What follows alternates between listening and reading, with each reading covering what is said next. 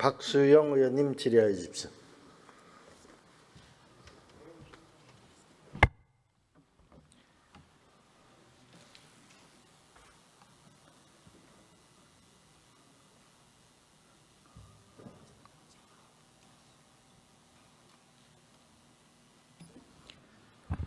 예, 부산 남구 출신 박수영 의원입니다. 오늘 결산 관련해서 우리 개별 사업에 대해서는 장관님들께 질의를 드리고 총리님께는 매크로한 질문을 좀 드리도록 하겠습니다. 우선 총리님께 질의 드리겠습니다. 총리님, 우리나라 나라 빚이 얼마나 되는 걸로 알고 계신가요? 지금 현재 국가 채무는 1,412조 정도 되는 걸로 알고 있습니다. 예, 오늘 아침에 우리 부총리가 그 결산 제안 설명서라는 걸 통해서 보고를 한 적이 있습니다. 제안 설명서 4페이지를 보시면 지금 그림에 나와 있는 것처럼 국가 채무가 1,305조라고 오늘 보고를 했습니다. 제가 말씀드린 건 올해 차. 예. 지금 우리가 결산을 하고 있으니까 네네. 작년 말 기준으로 그렇다고 보고를 했습니다. 예. 근데 문제는 그 다음 페이지 5페이지를 보면 우리 국가 채무 국가 부채가 2,772조라고 지금 또 그 다음 쪽에서 보고를 한 겁니다. 총리님, 도대체 이게 4쪽과 5쪽과의 차이는 4쪽에서 말한 1,300조의 2배를 넘는 차이가 나고 있습니다. 이런 차이는 도대체 어디서 나고 어느 게 진짜 우리 대한민국의 부채입니까? 나라 빚은 어느 것입니까? 지금 두 번째 관련된 부분들은 저기 있는 대로 국고채 다 합쳐가지고 전체적인 거 말씀드리는 것 같습니다. 두 번째 거. 딱 정확하지는 않습니다. 아마 총리님께서 예산 재정 전문가 아니시라서 그러신 것 같은데요. 이게 똑같은 보고서에서 서로 다른 두 개의 숫자, 2배나 차이 난 숫자가 보고된다는 사실, 이게 문제가 있다. 저는 이렇게 보고 있는 것입니다. 총리님 잘 모르실 것 같아요. 제가 설명을 드려야 될 것 같은데 네. 국제기구, IMF나 OECD에서 도대체 몇 가지 종류로 이 기준으로 국가부채를 분류하고 있는지를 한번 봐야 될 텐데요. 다음 슬라이드를 보시면은 IMF는 부채 종류 4가지, 부채 주체 5가지, 이걸 조합을 하면 한 20가지 정도의 그 국가 부채에 대한 개념이 나오게 됩니다. 그 중에서 국제 기준을 위해서는 일반 정부 부채라는 개념을 사용하고 있습니다. 근데 아까 그 총리가 답변한 4쪽과 5쪽에 있는 숫자는 이거 어느 거하고도 맞지 않는 걸 지금 보고를 하고 있는 것이거든요. 그래서 GL3와 D4로 구성되어 있는 일반 정부 부채, 이거를 기재부가 앞으로는 재경부가 발표를 해야 될 것이고, 총리님께서도 이제는 이 문제에 대해 좀 관심을 가져주시면 좋겠다 하는 말씀을 관심 드립니다. 갖고 상의 드리겠습니다. 예, 그 IMF의 기준이 너무 복잡하고 20가지 기준이기 때문에 현실적으로는 우리 학자들이 4가지 기준을 나눠서 사용하고 있습니다. D1, D2, D3, D4라고 하는 개념인데, 이 중에 D1은 단식부기, 현금주의입니다. 현금. 그리고 D2부터는 이제 발생주의로 구성이 되게 되고, 총리님께서도 한번 쭉 봐주시면 좋을 것 같은데요. D1이라고 하는 개념 4쪽에 발표한 것입니다. 이건 중앙정부 채무와 지방정부 채무, 요 2가지 합친 것이고, D2가 이게 이제 국제 기준입니다. 다른 나라 국제 비교할 땐 D2를 사용하고 있는 것입니다. 여기는 D1에다가 중앙정부와 지방정부의 비영리 공공기관들이 많이 있지 않습니까? 네. 뭐 도로공사라든지 등등 많이 있을 텐데 비영리 공공기관 부채를 합쳐서 D2라고 하는 것입니다. 그다음에 D3, D4가 있는데 D4는 군인, 공무원 그리고 국민연금의 충당 부채까지 합니다. 총리님, 내부에 근무하셨죠? 예, 그렇습니다. 민간 기업에서는 이렇게 현금주의로 계산합니까? 발생주의로 계산합니까? 현금주의는 참고로 말씀드리면 단식부기이고, 발생주의는 참고로 말씀드리면 복식부기에 해당합니다. 민간에서는 제가 그 부분까지는 정확히 보고 사업을 하지는 않았어서 정확히 어떤 저기를 보는지는, 네이버 같은 경우는 사실은 조금 이상하다고 생각하실지 모르겠지만 예산 개념이나 이런 결산이나 이런 부분에 대해서 이렇게 CFO 조직 외에는 이렇게 면밀하게 들여다보진 않습니다. 이유는 아까 제일 처음에도 말씀 주셨던 부분들하고 연결돼 있다 생각되는데요. 이 사업의 변화가 워낙 빠르기 때문에 앞으로 몇 년간 무슨 일이 벌어질지 몰라서 전체적인 예산 계획을 놓고 알겠습니다. 사업을 풀어갑니다. 이거 뭐 경영학과 나온 사람 정도면 다 아는데 총님이 영문과 나오셔서 그러신가? 이 민간 기업은 전부 발생주의, 복식부기 얘기를 하고 있습니다. 단식부기로 한다는 건 전혀 맞지 않는 일이고요. 과거의 일이고 전부 복식부기, 상법도 그렇게 하라고 규정을 하고 있는 것입니다. 근데 오늘 5페이지에서 발표했던 부총리의 숫자, 이건 또 저 학자들이 얘기하는 D1, D2, D3, D4는 전혀 다른 부채를 지금 발표하고 있는 것입니다. 즉 다시 말해서 우리 부총리와 재경부에서 가지고 있는 숫자라고 하는 것은 국제 기준에도 맞지 아니하고 또 우리 학자들이 주장하는 기준에도 맞지 아니하는 숫자를 지금 내놓고 있기 때문에 4페이지하고 5페이지에 2배 이상 차이 나는 국가 부채를 지금 나라 빚을 발표를 하고 있는 것입니다. 세부적인 부분은 부총리가 추가로 답변. 그러니까 제가 안 그래도 부총리한테 또 물을 겁니다. 아까 말씀드린 것처럼 구체적인 거는 물을 예정입니다. 자, 국제 기준은 D2인데 대통령님을 포함해서 총리님, 경제부처 장관들도 다 다른 나라 거는 D2를 얘기하면서 우리나라 거는 D1을 지금 얘기하고 있는 문제가 있기 때문에 이거를 제가 수차례 경제부처에 얘기를 했지만 고치가 않고 있습니다. 총리님께서 관심 가져주시기를 부탁을 좀 드리겠습니다. 자, 이것도 아마 잘 모르실 것 같은데 우리나라가 D2 기준으로 하면 다른 나라보다 부채가 많습니까, 적습니까? 네, 뭐 그 부분도 부총리가 답변 드리는 게 좋겠습니다. 예, 예. 우리 부총리한테 제가 또 다시 물어봐야 되겠네요. 자, 다음 그래프를 슬라이드를 보시면은 국제 비교 기준인 D2 기준으로 볼 때에 우리나라가 지금 그 기축통화국과 비기축통화국이 있거든요. 우리나라는 기축통화국입니까, 비기축통화국입니까? 그건 아시겠죠? 네, 비기축통화국. 그렇죠. 네. 그 비기축통화국 11개 국가랑 비교를 지금 해놓은 슬라이드를 제가 올려놓고 있습니다. 저 노란색이 우리나라 거고요. 하얀색이 비기축통화국 11개국의 평균입니다. 근데 평균을 보시면 올해는 우리가 평균보다 약간 낮은 정도의 그 GDP 대비 비율을 가지고 있지만 내년부터는 급속도로 올라가서 2031년이 되면 무려 8.7%포인트 차이가 날 거다. 이게 IMF 예측입니다. 그러니까 우리 재정이 국제 기준인 D2로 보더라도 매우 위험한 상황에 있다. 이건 개념을 몰라도 그래프를 보시면 아실 수 있을 거라고 생각을 하고 있습니다. 자, 이제 제일 큰 문제는 이건데 우리 기준을 D2하고 D1이 있고 D4까지 있으면 같은 기준으로 비교해야 되지 않겠습니까, 총리님? 그건 막 상식적이죠. 네, 뭐 비교 대상을 동일한 기준으로 놓고 그렇죠. 동일하게 놓고 그렇죠. 그렇죠. 앞으로 좀 그렇게 해주셨으면 좋겠습니다. 이재명 대통령부터 시작해서 부총리까지 전부 우리나라 거는 D1을 대고 다른 나라 거는 D2를 대서 마치 우리나라의 부채 비율이 적은 것처럼 호도하는 경향이 지금 있습니다. 그래서 앞으로는 사실 내용에 대해서는 물론 제가 부총리한테 또 질문할 겁니다. 염려 안 하셔도 됩니다. 그다음에 그 D2도 우리나라의 경우에는 국가 부채를 담기에 부족한 수준입니다. 다른 나라는 다 D2로 한다고 말씀드렸는데 우리나라의 특수 사정이 또 있습니다. 그게 뭐냐? 이제 그 군인, 공무원 그리고 국민연금에 대해서 적자가 나게 되면 이거를 국가가 책임지고 갚아야 된다는 조항이 법률에 들어있는 거의 유일한 나라입니다. 다른 나라는 D4를 안 하는 이유가 이 충당 부채가 법적인 부채로 안 되어 있습니다. 그런데 우리는 법적인 부채로 지금 되어 있는 것이거든요.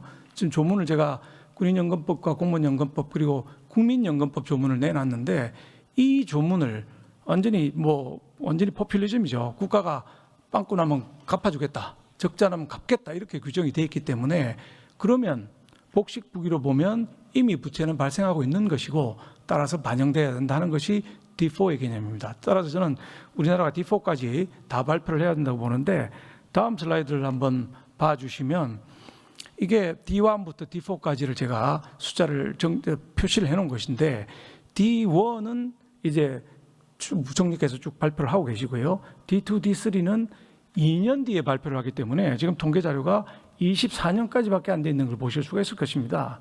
그리고 심지어 D4는 기재부에서 발표를 안 합니다. 재경부에서 발표 안 하기 때문에 우리 의원실에서 추계를 해서 지금 2024년까지 발표를 해놓고 있는 상황입니다. 이게 2025년에 국민연금 충당 부채까지 들어갔기 때문에 그것까지 다 추계하게 되면 엄청나게 높은 수준으로 올라가서 GDP 대비 200% 정도 될 걸로 보고 있습니다. 따라서 우리나라 GDP 대비 이게 50% 정도 수준밖에 안 된다. 그래서 안심할 수 있다. 그래서 확장 재정을 해도 된다. 이런 개념으로 보시면 큰일 날 수도 있다. 이런 말씀을 드리고 뭐 자꾸 부총리한테 넘기시니까 제가 부총리한테도 질문을 하도록 하겠습니다. 근데 말씀 잘 들었습니다. 네, 총리님. 예. 근데 IT 전문가시잖아요. 그래서 총리로 발탁되신 거고. 근데 IT 전문가신데 우리나라가 D2나 D3 이거를 2년이나 뒤에 1년과 그 다음에 12월에 발표하는데 이게 이렇게까지 2년이나 뒤에 발표해야 될 정도의 실력밖에 안 되나요? 좀 IT를 통해서 좀 당길 수 없을까요? 제가 뭐 IT 전문가 저 부분은 좀 다른 영역들을 말씀하고 계신 것 같습니다. 그래요? 네. 총리님 그럼 전공이 뭡니까? 뭘 물어보시면 좀 시원시원하게 답변해 주실 겁니까? 네, 의원님이 물어보시는 건 어려운 질문들이 많아서 우리나라 경제가 어렵습니다. 우리 세제도 어렵고 전부 다 어려워서 그렇습니다. 네. 자, 그러면 전체적인 그림에서 추경 예산. 작년에 우리 오늘 주제가 이제 결산이지 않습니까? 작년에 우리 추경을 얼마 편성했습니까? 지금 뭐 질문 주시고 나니까 머리가 서서 네. 아, 예, 아이고, 네. 예. 오늘 아주 자, 1차에 우리가 네. 13조 8천억, 2차에 31조 8천억 이렇게 추경을 편성해서 추경 총 규모는 45조 6천억이었습니다. 근데 이 편성을 했으면은 그 큰 돈이지 않습니까? 엄청난 돈입니다. 45조 같으면은 이 돈을 편성했으면 집행률이 잘 해야 될 거 아닙니까? 나라 경제 살리기 위해서 추경하자고 억지로 해서 우리 국민의힘에서 반대하는데도 불구하고 추경을 밀어붙여서 했으면 집행을 많이 해야 될 거 아닙니까? 근데 저 그래프에서 보시는 것처럼 집행률이 제 1차 추경은 16%가 집행이 안 됐습니다. 2차 추경은 6% 정도가 집행이 안 돼서 평균적으로 두 번의 추경이 10.8%가 집행이 안 된 거예요. 아까운 돈을 편성을 했으면 빨리빨리 써야 될 거 아닙니까? 안 될 것 같으면 편성을 하지 말아야죠. 편성하기 위해서 우리가 국채도 발행하고 아까 말씀드린 나라 빚도 내고 이렇게 했는데 이걸 다 안 쓴다는 건 말이 안 되는 거죠. 어떻게 생각하십니까? 네, 뭐 집행률 높이는 것은 굉장히 중요한 일이고 작년 내내 저희가 집행률 높이기 그렇죠. 위한 얘기들을 굉장히 많이 그렇죠. 했었습니다. 예. 네. 근데 작년에 세부 사업을 보면 총리님께서 중기부 장관도 하셨잖아요. 네. 중기부 사업에 중소기업 모태조합 출자 이걸 또 3천억 추경 편성했는데 한 푼도 안 쓰셨어요. 실제 투자가 하나도 없었다는 보고가 있는데 어떻게 생각하십니까? 그 모태펀드 같은 경우는 의원님 펀드의 구성의 특성이 좀 있는 것 같습니다. 이게 투자라고 하는 것이 펀드에 출자를 해놓는 것과 그 다음에 그 뒤에 어느 기업들에 어떻게 넣는 것들의 그 시차 부분의 차이들이 좀 이 반영상에 있는 부분들이 있다고 생각합니다. 그러면 올해는 작년에 넣었던 3천억 모태펀드에서 충분히 출자될 것이다. 네, 그 연도별로 지금 운용사들이 있고 그 운용사들이 그 상황에 따라서 투자하는 그 투자 기간이 있지 않습니까? 네. 거기 맞춰서 계획에 따라 그 운용사들의 판단에 따라서 갈 거고 예. 관련된 부분들에 대해서는 좀 더 이거는 뭐 그 국감에서도 매번 지적 주셨던 부분들이라 집행이 잘 되도록 계속 독려해야 되는 네, 말씀만 하지 마시고 그 다른 정권하고 비교를 해본 표가 앞쪽에 있는데요. 그래프를 한번 봐주시면은 윤석열 정권 때는 추경의 미집행률이 6.8%였습니다. 근데 문재인 정권과 이재명 정권에서는 보시다시피 다 10%를 넘는 정도의 미집행률을 보이고 있습니다. 앞으로 총리님 말씀 주셨으니까 약속 주셨으니까 집행률 높이는데 네. 조금 더 신경을 그렇게 써주시기를 하겠습니다. 당부를 드리겠습니다. 예. 그 다음에 이거는 이제 장관님들께 물어야 될 것 같네요. 작년에 초유의 국방 예산 미지급 사태가 있지 않았습니까? 미지급 사태가 그죠, 부총리님? 네네. 예, 부총리님 이거 왜 연말에 지급을 못하고 이거를 시켜서 연초했습니까? 이거 사실 기업 민간기업 우리 총리님 민간기업 출신 민간기업 같으면 연말에 줘야 될 돈이 없어서 못 주고 연초에 준다. 이거는 은행권에서 사실 부도를 막아주지 않는 이상은 부도나 마찬가지 상황이거든요. 1조 3천억입니다. 작은 돈이 아닙니다. 어떻게 해서 이런 사태가 발생했습니까? 예, 작년에 이제 국방비 같으면은요, 국방비는 주로 이제 12월 달에 많이 이제 집행이 되는 것 같습니다. 집행이 되는 것 같고, 작년에 저희들이 이제 경제가 워낙 어려우니까 조기 집행을 촉진하다 보니까 다른 부처는 이게 집행이 아주 잘 됐습니다. 잘 됐는데 이 국방부 쪽은 연례적으로 불용이 많습니다. 그래서 저희들도 그걸 감안했는데 또 하필이면은 그 세외 수입이 또 많이 줄었습니다. 한 3조 9천억 정도 줄다 보니까 이런 미스매치가 일어나가지고 일시적으로 발생해서 저희들도 깜짝 놀랐는데 앞으로도 그래서 이제 앞으로는 월 단위로 좀 이렇게 집행을 좀 독려하고 또 국방비도 연도 말에 12월 달 하다 보니 이게 집행될지 안 될지도 모르고 또 다른 지역은 또 집행이 잘 되고 이러다 보니 그쪽으로 돈을 주고 세액 수입은 또 안 들어오고 하는 그런 불가피한 상황을 했다는 점에 대해서는 송구하게 생각하고요. 앞으로는 저희들이 그 필수 자금 같은 경우는 진짜 별도로 계리를 해가지고 주요 사업 중심으로 배분한다든지 이런 제도 개선을 하겠다는 말씀. 예, 부총님, 올해 1월 3일 네. 연초에 재정경제부가 보도자를 냈는데 그 입장이 보면 국방부와 방사청이 연말에 너무 늦게 예산을 신청해서 배정을 해주지 못했다 이렇게 답변했습니다. 맞습니까? 예, 그러니까 그런 집행이 좀 더딜 거라 하는데 갑자기 또 집행이 되니까 신청 오니까 저희들은 집행이 안 될 걸로 잡혀 있었고 또 집행이 된다 해서 그래서 이제 그런 사태가 발생했다. 국방부 장관님, 1월 7일 날 법사위 전체에서 이 문제에 답변을 하셨거든요. 네. 근데 뭐라고 답변하셨냐면은 절차와 시기를 준수해서 진행했는데 예산을 늦게 신청한 건 없다. 이렇게 답변을 하셨어요. 속기록에 나와 있는 내용입니다. 자, 경제부총리는 늦게 신청해서 좀 못 줬다 이렇게 말씀하시고 국방부 장관님은 늦게 신청한 건 없다 이렇게 말씀하시는데 누구 말이 맞는 겁니까? 네, 실무자 간의 약간의 그 행정적 절차에 있어서 오류가 있었던 것 같습니다. 연초에 미집행분을 연초에 바로 집행을 했습니다.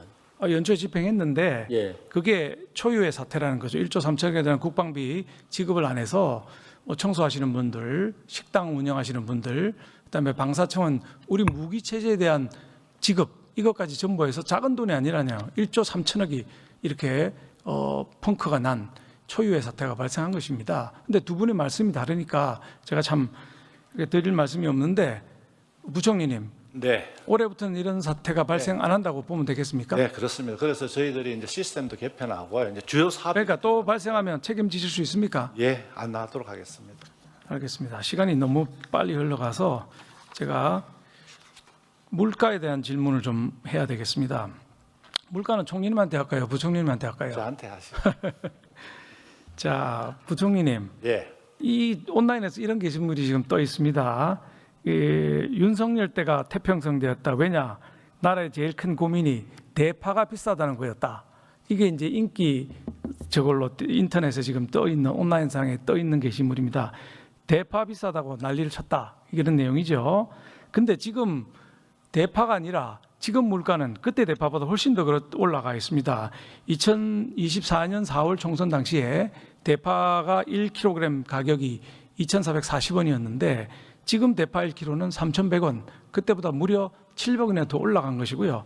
그뿐만 아니라 다른 식료품들 가격도 보시면 계란이 무려 17%, 쌀은 13%, 김은 13%, 김밥도 지금 한 줄에 4,000원을 하고 있습니다. 그래서 김밥을 요새 김밥이 아니라 기본 김밥입니다. 금밥이라고 부른다는 얘기가 온라인상에서 많이 떠들고 있는 상황이거든요.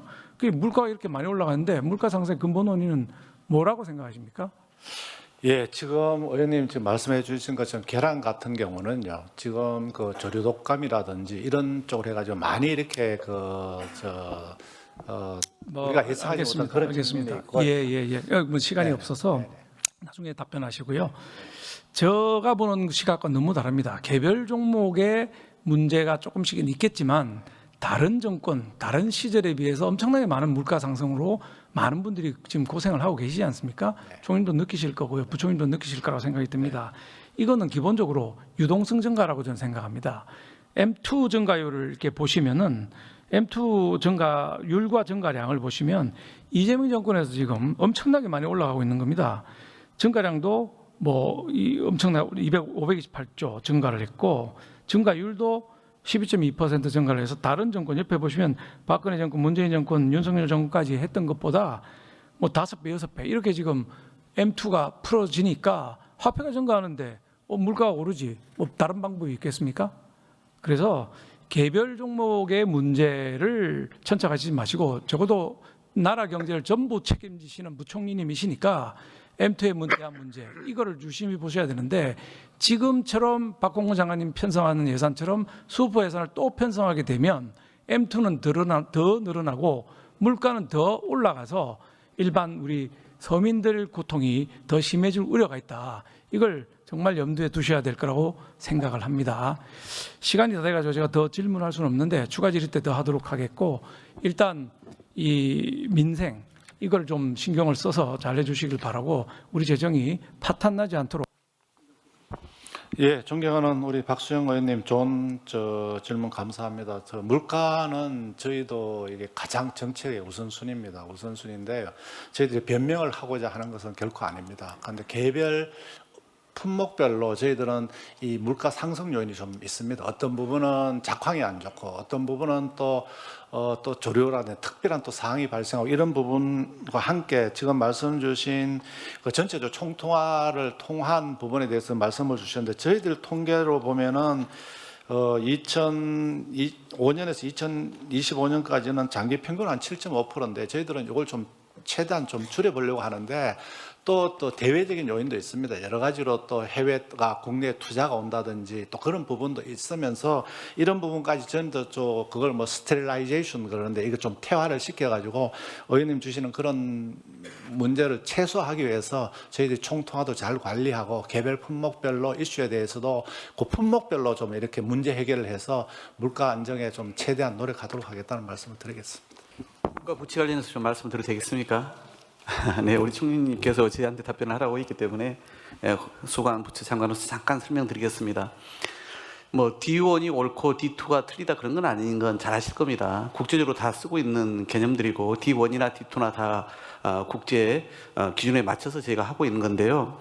뭐 D1은 알다시피 또 국가재정법에 의해서 저희가 산출을 하고 있는 것이고 그렇기 때문에 알다시피 지금 현금주의로 우리가 운영하다 보니까 결국은 우리나라에서는 이 D1을 활용하는 것이 불가피하다는 거고요. 그러나 우리가 국제 비교를 하는 데 있어서는 D2를 다 사용하고 있죠. 그건 뭐 여러 번 재경에서 우리가 말씀을 들어서 알고 계실 겁니다. 오늘 이제 말씀하신 D4까지 얘기를 하셨는데 왜 이런 것까지 좀 다 이렇게 이런 큰 규모로 커질 텐데 이런 걸 좀 혹시 집계도 제대로 하지 않냐. 사실 그 어느 나라도 이 D4와 관련해서는 국제적 기준이 없지 않습니까? 그러니까 여기 대해서는 산출 중인 국가가 없는 걸로 저는 알고 있습니다. 따라서 우리나라도 그런 산출하고 있지 않다. 다만 결산이 이제 5월 말에 진행이 정부안이 마련되지 않습니까? 그래서 국회로 제출할 때 재무제표상에는 이제 국가 부채에 제가 포함을 시키지 않습니까? 그런 이제 국제적 기준, 그다음에 국내의 현실적인 측면, 그다음에 국제 간의 비교 이런 걸 다 감안하에 저희가 관리하고 있는 것이지 일부러 우리가 뭐 축소하려거나 그럴 의도는 전혀 없다는 것을 우리 의원님께서 잘 알고 계실 것이라 믿습니다. 네, 네, 네.